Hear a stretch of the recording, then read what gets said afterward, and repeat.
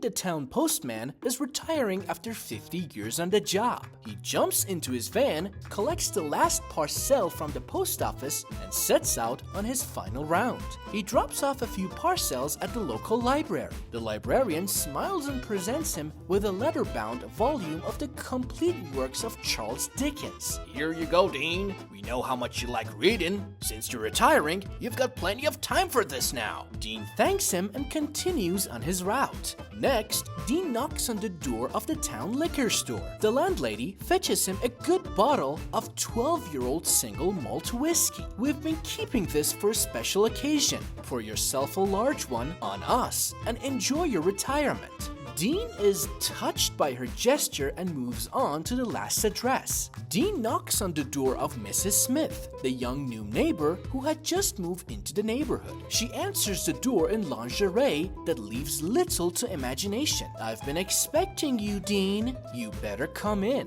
She leads him to her bedroom, pushes him onto the bed, and jumps on top. Dean's head is still spinning as he gets dressed. Then Mrs. Smith slips a $1 bill into his shirt pocket before he has a chance to say anything. Mrs. Smith says, "We are not done yet," and leads him down to the kitchen. Mrs. Smith then cooks a fantastic lunch of steak, eggs, and toast. As he finishes eating and takes a sip of his coffee, Dean finally has a chance to ask, I must say, Mrs. Smith, everyone in town has been very kind today, but you've been the kindest of all, in fact. What on earth could have moved you to such a gesture?" Mrs. Smith admits, "Well, I was really racking my brains to think of something nice for you. So I asked my husband, and he said, when he gets here, screw him, give him a buck. The lunch was my idea."